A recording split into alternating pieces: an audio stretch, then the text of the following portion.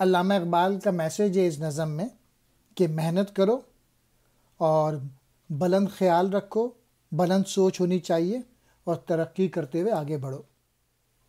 شاید تو سمجھتی تھی وطن دور ہے میرا، اے قاصد افلاک نہیں دور نہیں ہے۔ یہ نظم مکالمہ ہے پھول، شبنم اور صبح کے درمیان۔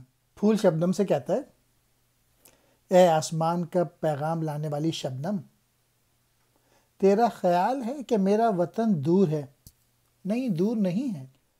صبح چمن، چمن کی صبح، قاصد افلاک، آسمان کا پیغام لانے والی یعنی شبنم۔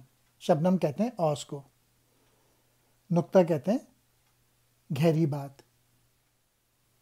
ہوتا ہے مگر محنت پرواز سے روشن، یہ نقطہ کہ گردوں سے زمین دور نہیں ہے۔ میسیج یہ ہے کہ اگر محنت کرے انسان تو آسمان تک پہنچ سکتا ہے۔ شبنم جو ہے وہ پھول کو جواب میں کہتی ہے، یہ بات درست ہے کہ زمین اور آسمان کا فاصلہ جو ہے میرے لیے دور نہیں ہے، لیکن یہ باریک بات کہ آسمان سے زمین دور نہیں ہے صرف اسی پر واضح ہے جو کہ محنت کرتا ہو۔ اس مشقت کے بغیر آسمان سے زمین دور ہی نظر آئے گا۔ محنت پرواز، اڑان کی مشقت، نقطہ کہتے ہیں باریک بات، گردوں کہتے ہیں آسمان۔ مانند سحر صحن گلستاں میں قدم رکھ، آئے تے پا گور شبنم تو نہ ٹوٹے، ہو کوہ بیاباں سے ہم آغوش و لیکن ہاتھوں سے تیرے دامن افلاک نہ چھوٹے۔ انسانوں کے لیے میسیج ہے کہ کسی کا دل نہ ٹوٹے تم سے، اور دوسرے شعر کا یہ کہ اپنا سوچ کو ہمیشہ بلند رکھنا۔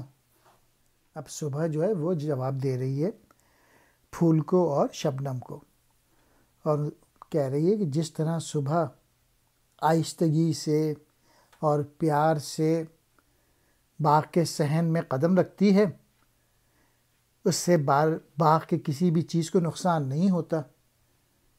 تمہیں بھی چاہیے کہ صبح کی مانند باغ کے صحن میں اس طرح قدم رکھو کہ تمہارے قدموں کے نیچے جو شبنم کا موتی بھی آ جائے تو وہ بھی نہ ٹوٹے۔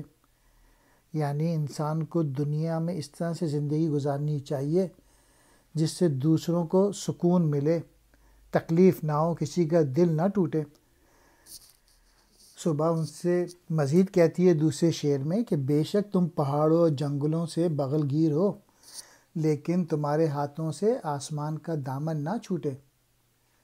میسیج انسانوں کے لیے ہے کہ وہ زمین پہ ہیں لیکن انہیں اپنی سوچوں کو بلند رکھنا چاہیے اور ترقی کرتے ہوئے آگے بڑھتے رہنا چاہیے۔ مانند سحر صبح کی طرح، مراد ہے یہاں پہ نہایت آہستہ۔